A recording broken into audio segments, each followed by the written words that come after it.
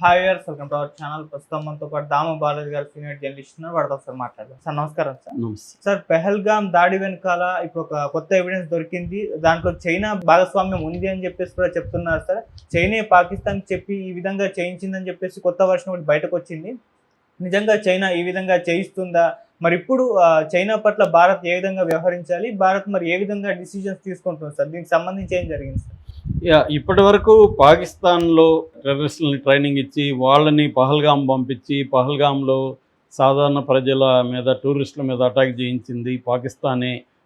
దీని వెనుక అసీం మునీరే ఉన్నాడు అన్న వార్త మనం ఇప్పటివరకు చూసాము. అయితే నిన్న ఒక కొత్త విషయం వెలుగులోకి వచ్చింది. అదేంటంటే చైనానే చేయించింది అని చెప్పి ఆ వెలుగులోకి వచ్చిన విషయాన్ని ఫస్ట్ పోస్ట్ ఎడిటర్ దీని మీద చాలా డీటెయిల్గా రాశారు. ఇది చైనానే చేయించింది అని చెప్పి పాకిస్తాన్ మీద చైనా కంట్రోల్ కంప్లీట్గా ఉంది అనేది వాళ్ళు చెప్పారు. మనం కానీ అసలు పాకిస్తాన్ మీద చైనా పెత్తనం ఏ స్థాయిలో ఉంది, వాళ్ళ రిలేషన్స్ ఏంటి, రెండోది పాకిస్తాన్ చెప్తే అంటే చైనా చెప్తే పాకిస్తాన్ చేసే పరిస్థితి ఉందా, మూడవది అసలు చైనాకు అవసరం ఏంటి, ఇండియా మీద పాకిస్తాన్ని ప్రయోగించి ఇండియా పాకిస్తాన్ యుద్ధ వాతావరణం తీసుకురావడం వల్ల చైనాకి కలిగే లాభం ఏంటి అని ఈ మూడు విషయాల్ని ప్రధానంగా మనం చర్చిద్దాం.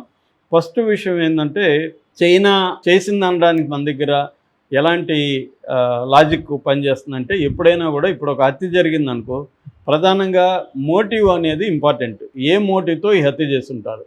ఈ మోటివ్ అంటే ప్రధానంగా ఏముంటుంది? డబ్బులు కోసం హత్యలు జరుగుతాయి, తర్వాత అమ్మాయిల విషయాల్లో హత్యలు జరుగుతాయి, తర్వాత రివెంజ్ కోసం హత్యలు జరుగుతాయి. ప్రధానంగా ఈ కారణాలు ఉంటాయి.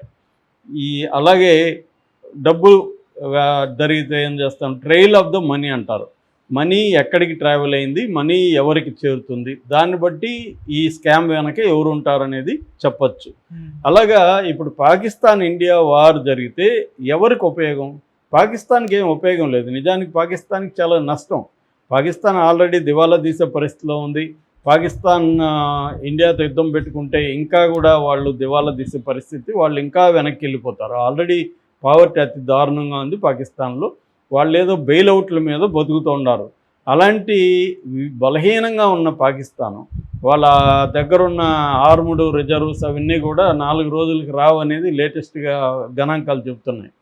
అలాంటి పాకిస్తాను ఇండియా లాంటి అతిపెద్ద కంట్రీ, ఎకనామిక్గా ఇండియా 5th ప్లేస్లో ఉంది, ఆర్ముడ్ డిఫెన్స్ పరంగా 4వ ప్లేస్లో ఉంది. రెండోది స్ట్రాటజిక్గా ఇండియా చాలా హామ్ చేయగలదు పాకిస్తాన్కి. ఇన్ని రకాల ఇది పెట్టుకొని ఎందుకు ఈ స్థాయిలో రెచ్చగొడుతుంది? కాశ్మీర్ అనేది వాళ్ళకి తెలిసి ఎప్పటికీ వాళ్ళ దేశానికి రాదు కాశ్మీర్, కానీ ఎందుకు చేస్తుంది? కాబట్టి దీని వెనక చైనానే ఉంది. ఎందుకంటే ఇండియా పాకిస్తాన్ వార్ వల్ల ఇండియా చాలా దెబ్బతినే అవకాశం ఉంది. ముఖ్యంగా ఎకనామిక్గా తీసుకున్నప్పుడు అనేక పెట్టుబడులు మనకి వచ్చే అవకాశం ఉంది. మనం ఇప్పుడు ఎమర్జింగ్ మన గోల్ ఏంటి? ఇప్పుడు 5th ప్లేస్లో ఉన్నాం, 3rd ప్లేస్లోకి వెళ్ళాలనేది ఇప్పుడు ఇమీడియట్గా మన గోలు. 3rd ప్లేస్కి వెళ్ళే అవకాశం కూడా ఉంది. ఈ మధ్య ట్రంప్ టారిఫ్స్ ఇవన్నీ పెట్టడం, ముఖ్యంగా చైనా మీద 145% టారిఫ్ విధించడం వల్ల చైనాలో పెట్టుబడులు పెట్టే అనేక కంపెనీలు ఇంక్లూడింగ్ యాపిల్ బయటకు వచ్చేసే అవకాశం ఉంది. అందులో చాలామంది ఇండియాలో పెట్టుబడులు పెట్టే అవకాశం కనిపిస్తుంది. ఇండియా ఎందుకంటే పీస్ఫుల్ కంట్రీ, బాగుంది, ఇక్కడ లేబర్ చీప్గా దొరుకుతారు, గవర్నమెంట్ బాగా కోఆపరేట్ చేస్తుంది, ఇవన్నీ ఉన్నాయి కాబట్టి ఇండియాలో పెట్టుబడులు పెట్టే అవకాశం ఉంది. సో చైనా ఆల్రెడీ ఎకనామిక్ క్రైసిస్లో ఉంది. చైనాలో రియల్ ఎస్టేట్ దారుణంగా పడిపోయింది. చైనాలో యాపిల్ లాంటి సంస్థలు బయటకు వచ్చేస్తున్నాయి. సో ఒక రకంగా ఎకనామిక్ క్రైసిస్ అంచుల్లో చైనా ఉంది. ఇటువంటి పరిస్థితుల్లో ఇండియాకి ఆల్టర్నేటివ్గా మిగతా పెట్టుబడిదారులకంతా కూడా ఇండియా కనిపిస్తుంది.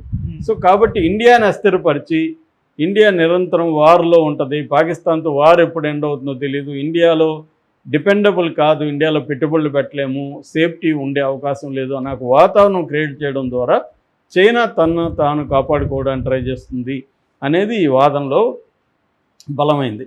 రెండవది, ఇప్పుడు చైనా చెప్తే పాకిస్తాన్ ఎందుకు వింటుంది అనుకున్నప్పుడు చైనాకి పాకిస్తాన్కి ఉన్న రిలేషన్షిప్స్ చూస్తే మొదటగా మనం డిఫెన్స్ చూస్తే చైనా పాకిస్తాన్ దగ్గర ఉన్న మొత్తం ఆర్ముడ్ ఫోర్సెస్ అంటే ఆర్ముడ్ ఎక్విప్మెంట్ కానీ అన్నీ కానీ 80% చైనా నుంచి తెచ్చుకుంటుంది.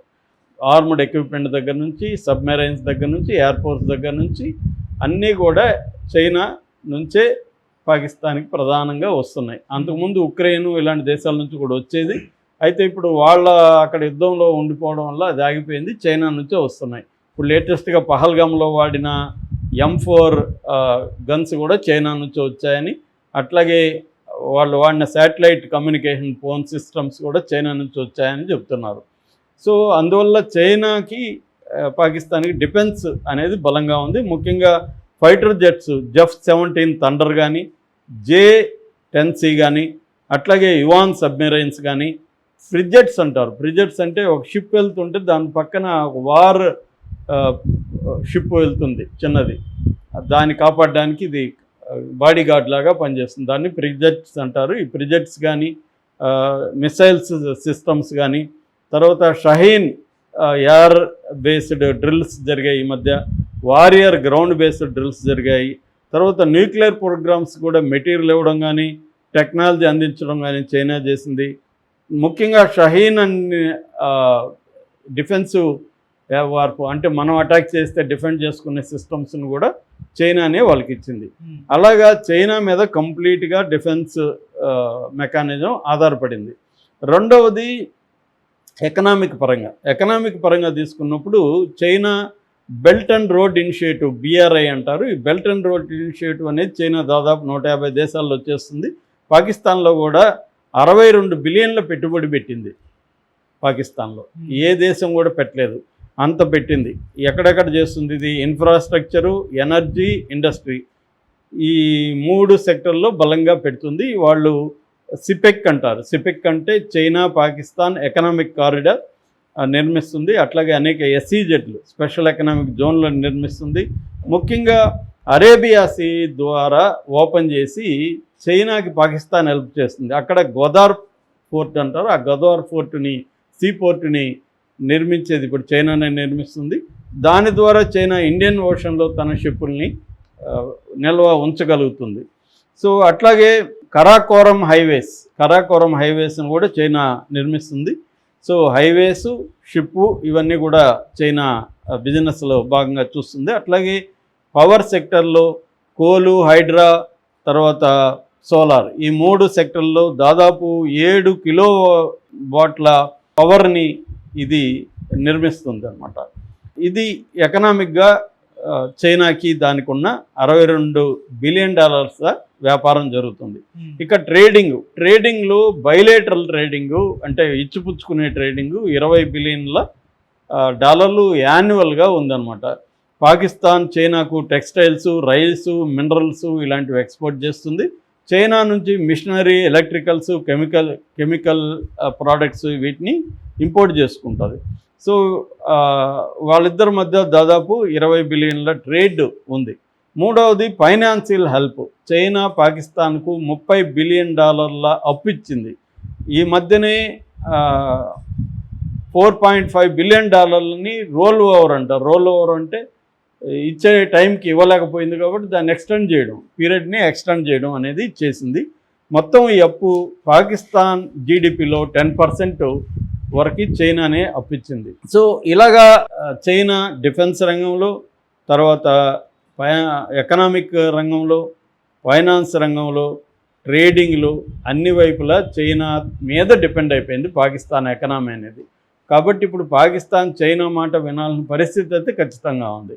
రెండోది, రేపు యుద్ధం వచ్చినా కూడా చైనానే వెనక నిలబడి ఉంటుంది పాకిస్తాన్కి. అందువల్లనే పాకిస్తాన్ ఎప్పుడూ లేనంతగా విర్రవీగుతూ మాట్లాడుతుండడానికి కారణం కూడా చైనా బలమే.